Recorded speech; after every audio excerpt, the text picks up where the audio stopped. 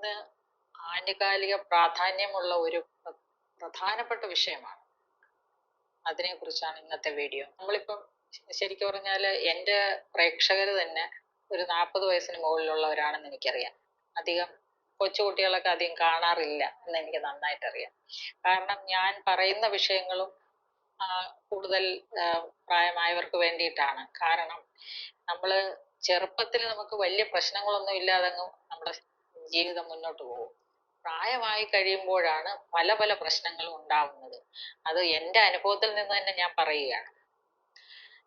ഈ അടുത്ത കാലത്ത് എൻ്റെ ഏറ്റവും അടുത്ത ഒരു സുഹൃത്ത് ഒരു ബോംബെയിൽ നിന്ന് വന്നു.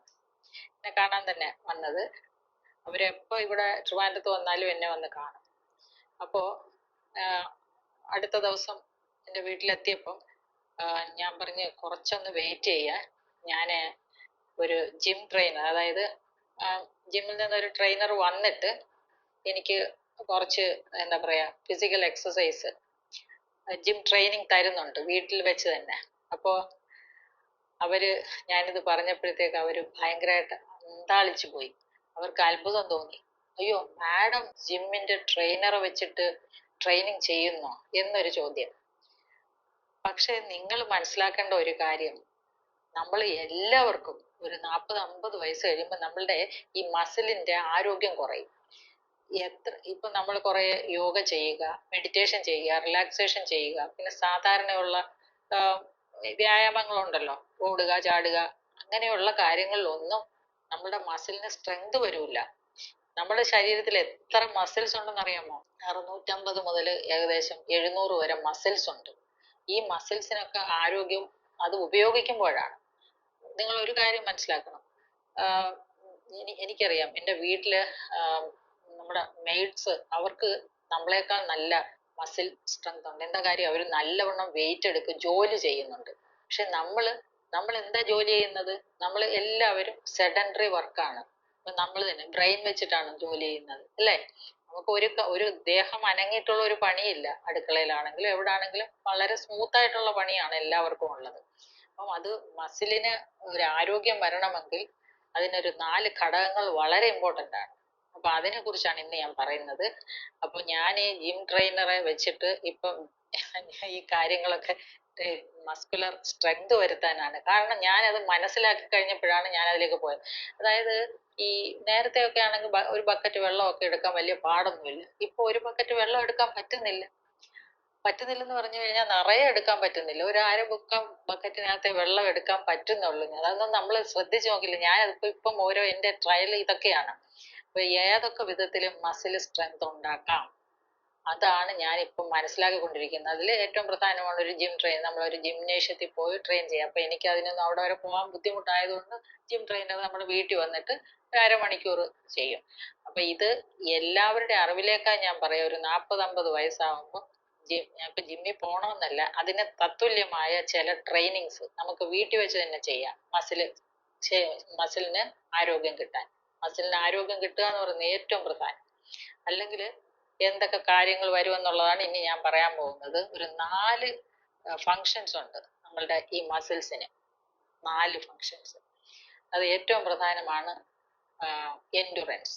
എൻഡുറൻസ് കായികക്ഷമത. അത് നമുക്ക് ഓടുക, അല്ലെങ്കിൽ നമ്മൾ സ്പീഡ് നടക്കുക, ഹൈ ഇന്റൻസിറ്റി ഇന്റർവൽ ട്രെയിനിങ്, ഇവയിലൊക്കെ നമുക്ക് ലഭ്യമാണത്. എൻഡുറൻസ് എന്ന് പറയുന്നത് കായികക്ഷമത. അതായത് ശരീരത്തിൽ മുഴുവൻ രക്തഓട്ടം ഉണ്ടാവുക.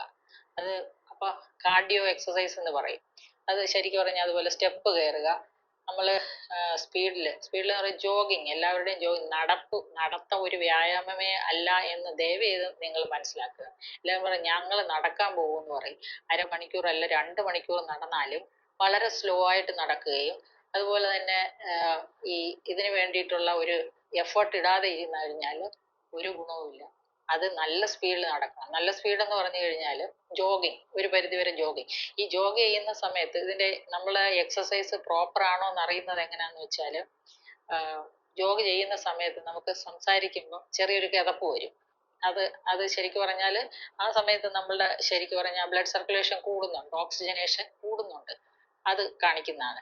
അത് കഴിഞ്ഞിട്ട് പിന്നെ അത് ജോഗിങ് കഴിഞ്ഞാൽ അടുത്തത് അതുപോലെ തന്നെ നമുക്ക് ചെയ്യാവുന്ന ഡാൻസിങ് ഉണ്ട്. നല്ല നല്ല സ്പീഡിലുള്ള ഡാൻസിങ്. പിന്നെ അതുപോലെ ഈ ഷട്ടിൽ കളി അങ്ങനെയുള്ള കാര്യങ്ങളിലൊക്കെ ഒരു പരിധി വരെ ഈ ഓക്സിജനേഷനും കാർഡിയോയും ഉണ്ട്, നടക്കുന്നുണ്ട്. പിന്നെ ഏറ്റവും പ്രധാനമാണ് ഹൈ ഇന്റൻസിറ്റി ഇന്റർവൽ ട്രെയിനിങ്. ഈ എൻഡുറൻസ് കൂട്ടാൻ, കായികക്ഷമത കൂട്ടാൻ വേണ്ടി ഉള്ളത് ഹൈ ഇന്റൻസിറ്റി ഇന്റർവൽ ട്രെയിനിങ് ആണ്. ഞാൻ എപ്പോഴും പറഞ്ഞിട്ടുണ്ട്, ഒരു 7 മിനിറ്റ് കൊണ്ട് തന്നെ ഈ ഇന്റൻസിറ്റി ഇന്റർവൽ ട്രെയിനിങ് ആണ്. ഒരു ശരിക്കും പറഞ്ഞാൽ ഹൈ സ്പീഡിൽ ഓടുക. ഹൈ സ്പീഡ് എന്ന് പറഞ്ഞു കഴിഞ്ഞാൽ നമുക്ക് അങ്ങനെ ഓടുമ്പോൾ സംസാരിക്കാൻ പറ്റൂല, കിതയ്ക്കും. അതുപോലെ നമ്മൾ ശ്വാസം എടുത്തുകൊണ്ട് എന്തെങ്കിലും സംസാരിച്ചാൽ വലിച്ചു വലിച്ചിട്ട് ശ്വാസം ഉള്ളിലേക്ക് എടുത്തുകൊണ്ടായിരിക്കും അത് ചെയ്യുന്നത്. അപ്പൊ ഈ ഒരു എൻഡുറൻസ്, കായികക്ഷമത കൂട്ടാൻ വേണ്ടിയിട്ടുള്ള ഈ കാര്യങ്ങൾ വീട്ടിൽ വെച്ച് നടക്കാൻ പറ്റത്തില്ലയോ നിങ്ങൾക്ക്? നല്ല സ്പീഡിൽ ഓടിക്കോ. എവിടെ ചുറ്റും പറമ്പുണ്ടെങ്കിൽ പറമ്പില് നല്ലോണം ഹൈ സ്പീഡിൽ ഓടണം. അപ്പൊ മുട്ടുവേദന, നടുവേദന ഉള്ളവരൊക്കെ ശ്രദ്ധിച്ചോണം കേട്ടോ. അങ്ങനെ ഓടാൻ ബുദ്ധിമുട്ടായിരിക്കും. അങ്ങനെയുള്ളവരാണ് ജിമ്മിൽ പോവുകയും നമ്മൾ വളരെ ഗ്രാജുവൽ ആയിട്ട് ഓരോ കാര്യങ്ങൾ ചെയ്ത് നമ്മൾ കായികക്ഷമത കൂട്ടണം. അപ്പോൾ ഈ ഹൈ ഇന്റൻസിറ്റി ഇന്റർവൽ ട്രെയിനിങ്ങിൽ ഹൈ സ്പീഡിൽ ഓടുമ്പോൾ ഒരു 20-30 സെക്കൻഡ്സ് കഴിയുമ്പോഴത്തേക്ക് നമുക്ക് പറ്റത്തില്ല. പിന്നെ നിൽക്കുക. നിന്ന് ഇത് 1 മിനിറ്റൊക്കെ 1-2 മിനിറ്റ് നിന്നതിന് ശേഷം വീണ്ടും ഓടുക. അങ്ങനെ ഒരു 7 മിനിറ്റ്സ് എ ഡേ മതിയാവും എന്നാണ് പറയുന്നത് ഇങ്ങനെയുള്ള ഹൈ ഇന്റൻസിറ്റി ഇന്റർവൽ ട്രെയിനിങ്ങിൽ. 7 മിനിറ്റ് തന്നെ ചെയ്താൽ മതി. അങ്ങനെ ഒരു 2-3 പ്രാവശ്യമായിട്ട് 10-20 മിനിറ്റ് ഒരു ദിവസം ചെയ്താൽ മതി. ഈ കായികക്ഷമതയ്ക്ക് ഉള്ള കാര്യമായി. രണ്ടാമതുള്ളത് ഏറ്റവും പ്രധാനമാണ് റെസിസ്റ്റൻസ്. റെസിസ്റ്റൻസ് ആണ് മസിലിന് സ്ട്രെങ്ത് കൊടുക്കുന്നത്, മസിലിന് ആരോഗ്യം കൊടുക്കുന്നത്. അതിന് നമുക്ക് കുറെ കാര്യങ്ങൾ ചെയ്യാം. മസിലിന് ആരോഗ്യം കൊടുക്കാനാണ് വെയിറ്റ് ലിഫ്റ്റിംഗ്. അവിടെ പോയി ഇപ്പൊ നിങ്ങൾ ജിമ്മിൽ പോയി വെയിറ്റ് ലിഫ്റ്റിംഗ് ഒന്നും ചെയ്യേണ്ട കാര്യമില്ല. വീട്ടില് നമുക്ക് ഈ 500 ml വെള്ളത്തിന്റെ ബോട്ടിൽ വരില്ലേ, അപ്പൊ അത് 2 ബോട്ടിൽ എടുക്കുക. 500 ml വെള്ളം നിറയ്ക്കുക, കയ്യിലെടുക്കുക. അത് 2 കയ്യിലും ഒരേപോലെ എടുത്ത് അങ്ങനെ പൊക്കുക താഴ്ക്കുക, പൊക്കുക താഴ്ക്കുക. ഇത് പൊക്കിയെടുക്കുന്ന സമയത്ത് ശ്വാസം ഉള്ളിലേക്ക് എടുക്കുക, താഴോട്ട് വയ്ക്കുമ്പോഴത്തേക്ക് ശ്വാസം വിടുക. അങ്ങനെ അങ്ങനെ കുറെ പ്രാവശ്യം ചെയ്യണം. ആദ്യം തുടക്കത്തിൽ കുറച്ച് ചെയ്താൽ മതി. പിന്നെ പിന്നെ നമുക്ക് അത് കൂടുതലായിട്ട് ടൈം കൂട്ടിയെടുക്കാം. അതൊന്ന്. പിന്നെ ഈ ബോൾ വാങ്ങിച്ചിട്ട് ഈ ഇതുണ്ടല്ലോ, നമ്മള് ചെറിയ കുട്ടികളൊക്കെ ഈ കളിക്കാനൊക്കെ ഉപയോഗിക്കുന്ന ബോള്, അത് തന്നെ, പന്ത്. ആ പന്ത് വാങ്ങി ഇങ്ങനെ ചെയ്യുക. അപ്പൊ ഇവിടുത്തെ മസിൽസിന് നല്ല ഒരു എക്സസൈസ് ആണ് കയ്യില് ഇങ്ങനെ ചെയ്യാം. പിന്നെയുള്ളത് ഇപ്പൊ ബക്കറ്റില് ഞാൻ പറയില്ല, ഞാൻ അങ്ങനെ ഒരു പരിപാടി ചെയ്യും. ഇപ്പൊ ബക്കറ്റിൽ വെള്ളം എടുത്ത് നോക്കും, കുറച്ച് വീതം കുറച്ച് ഇങ്ങനെ എടുത്ത് 2 കൈയിലും കൂടെ എടുത്ത് അങ്ങനെ നമുക്ക് അതും ഒരു നല്ല ഒരു എക്സസൈസ് ആയിട്ട് നമുക്ക് കിട്ടും, ബക്കറ്റിൽ വെള്ളം എടുക്കുന്നത്. പിന്നെ അതിനോടൊപ്പം ഏറ്റവും പ്രധാനമാണ് ഈ വാൾ സ്ട്രെച്ചിങ് എന്ന് പറയും. വാൾ സ്ട്രെച്ചിങ് എന്ന് പറഞ്ഞു കഴിഞ്ഞാൽ നമ്മള് വാൾ പുഷപ്പ് എന്ന് പറയും. നമ്മൾ ഈ ഭിത്തിയില് 2 കൈയും കൊണ്ട് പിടിച്ചിട്ട് ഇങ്ങനെ കൈ കൊണ്ട് പിടിച്ചിട്ട് ഭിത്തി അങ്ങ് തള്ളി അങ്ങോട്ട് കളയുന്ന പോലെ ആ ഒരു ആരോഗ്യം കൊടുക്കണം. അടുത്ത് ചെന്നതിന് ശേഷം അങ്ങോട്ട് തള്ളുന്ന സമയത്ത് ശ്വാസം ഉള്ളിലേക്ക് എടുത്തുകൊണ്ട് റിലാക്സ് ചെയ്യുമ്പോഴത്തേക്ക് ശ്വാസം വിടണം. അപ്പൊ നന്നായിട്ട് തള്ളി 1 2 3 4 5 അപ്പൊ നമ്മള് ഭിത്തി അങ്ങ് തള്ളിക്കളയുന്ന ആ ഒരു സ്ട്രെങ്ത് കിട്ടണം. അപ്പൊ നമ്മളുടെ ഈ ബാക്ക് മസിൽസ് ഒക്കെ നല്ല ഒരു ആരോഗ്യം ഉണ്ടാവാൻ അത് വളരെ സഹായിക്കും. അത് അങ്ങനെയുള്ള കാര്യങ്ങൾ ചെയ്യുക. പിന്നെ ഉള്ളത് അടുത്തതാണ്, അതിന്റെ കാര്യമാണ് ഇപ്പൊ ഞാൻ പറഞ്ഞ റെസിസ്റ്റൻസ് എന്ന് പറയും. പിന്നെ ഫ്ലെക്സിബിലിറ്റിക്ക് ഏറ്റവും നല്ലത് യോഗയും മെഡിറ്റേഷനും. യോഗയാണ്. യോഗ പഠിച്ചു കഴിഞ്ഞാൽ ഫ്ലെക്സിബിൾ ആവും നമ്മുടെ ബോഡി. ഏത് വഴിയിലും തിരിക്കാനും ഇങ്ങനെ ഇരുന്നിട്ട് തിരിക്കുക, ഇങ്ങനെ ഇരുന്നിട്ട് തിരിക്കുക. അപ്പൊ അങ്ങനെയുള്ള ഓരോ മൂവ്മെന്റ്സ്, കാല് പൊക്കുക, അങ്ങനെയുള്ള മൂവ്മെന്റ്സ് ആണ് ഫ്ലെക്സിബിലിറ്റിക്ക് വേണ്ടത്. ഫ്ലെക്സിബിലിറ്റി എന്ന് പറഞ്ഞാൽ നമുക്ക് എന്താ പറയാ, നമ്മുടെ ശരീരം നല്ലവണ്ണം ചലനാത്മകമാകുക എന്ന് പറയും. നന്നായിട്ട് മൂവ് ചെയ്യാനായിട്ട് സഹായിക്കുന്നത്. അവിടെ ഇവിടെ ഉളുക്കി പിടിക്കാതെ. ഈ മസിൽ സ്ട്രെങ്തനിങ് ഇല്ലെങ്കിൽ എന്ത് സംഭവിക്കും? നമ്മള് ഉരുണ്ടു വീഴും നടക്കുമ്പോഴത്തേക്ക്. സ്റ്റെപ്പ് കയറാൻ പറ്റത്തില്ല. സ്റ്റെപ്പ് കയറി കുറച്ച് ചെല്ലുമ്പോഴത്തേക്ക് വയ്യ, കാലുവേദന, മുട്ടുവേദന. ഇവയെല്ലാം വരുന്നത് എന്തുകൊണ്ട്? മസിലിന് ആരോഗ്യം ഇല്ലാഞ്ഞിട്ടാണ്. എല്ലിന് ആരോഗ്യം ഇല്ലാഞ്ഞിട്ടല്ല, മസിലിന് ആരോഗ്യം ഇല്ലാഞ്ഞിട്ടാണ്. അപ്പൊ ആ മസിലിന്റെ ആരോഗ്യം നമ്മൾ നന്നായിട്ട് കൊണ്ടു നടക്കണമെങ്കിൽ കൺസിസ്റ്റന്റ് ആയിട്ട്, സ്ഥിരമായിട്ട് മസിലിന്റെ ആരോഗ്യം ഉണ്ടാവാനുള്ള കാര്യങ്ങൾ നമ്മൾ ചെയ്യണം. അതാണ് ഈ എക്സസൈസ്. ഇത് അത്യാവശ്യം ചെയ്യേണ്ട കാര്യങ്ങളാണ് ഞാൻ ഈ പറയുന്നത്. ആഹാരത്തിനോടൊപ്പം, നാം കഴിക്കുന്ന ഭക്ഷണത്തിനോടൊപ്പം വ്യായാമവും നമ്മുടെ ജീവിതത്തിന്റെ ഭാഗമാക്കണം. അതല്ലെങ്കിൽ കുറച്ച് ദിവസം കഴിയുമ്പോൾ നമ്മളെ പിടിക്കാൻ 10 ആള് വേണം. മക്കളൊക്കെ പിടിച്ചോണ്ട് പോണം.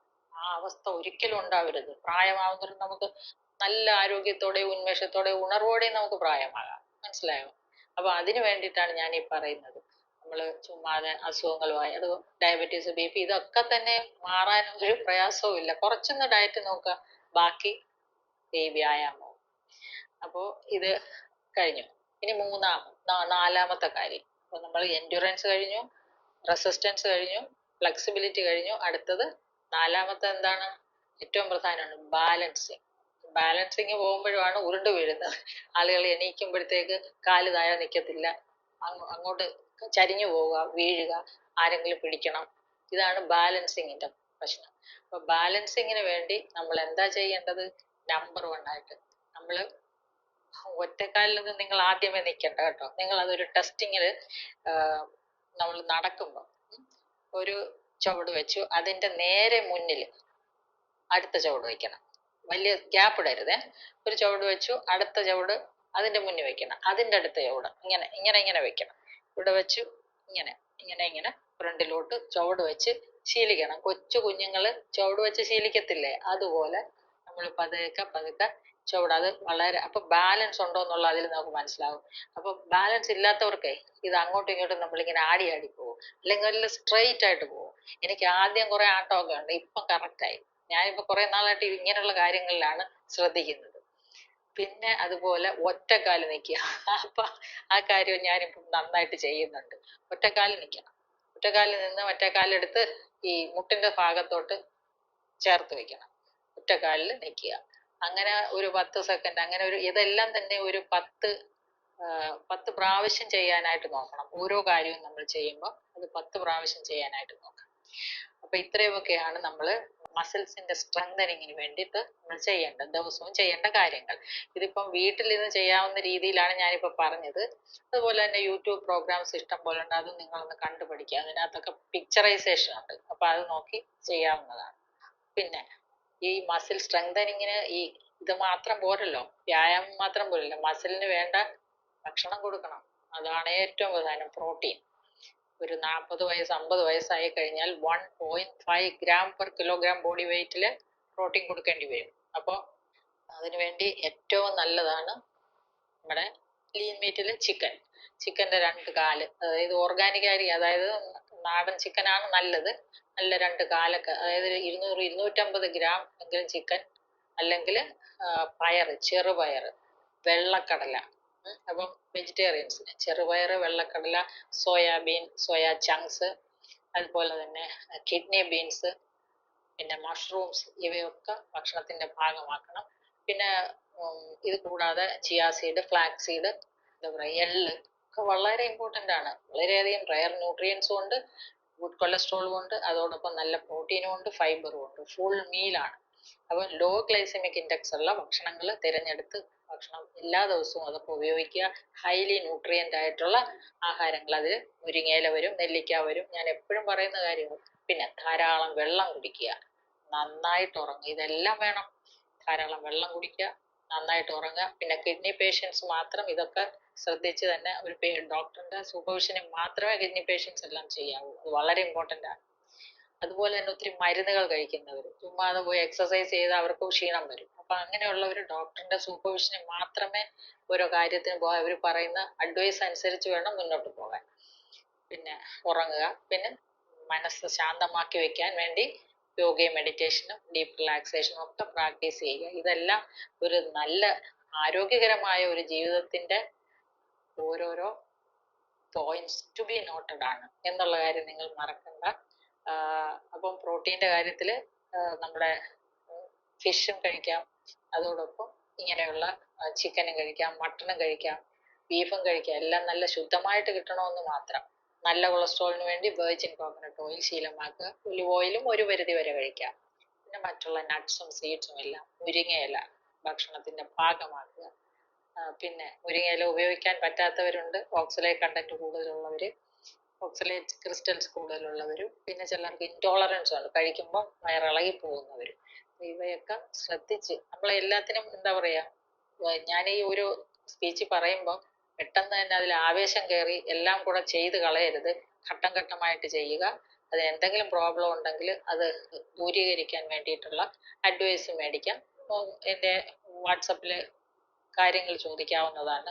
സംശയങ്ങൾ, നിങ്ങളുടെ അസുഖങ്ങളെ കുറിച്ചുള്ള കാര്യങ്ങളും മുകളിൽ നമ്പറുണ്ട്, നിങ്ങൾക്ക് കോൺടാക്ട് ചെയ്യാവുന്നതാണ്. നമുക്ക് വീണ്ടും മറ്റൊരു വീഡിയോയിൽ കാണാം.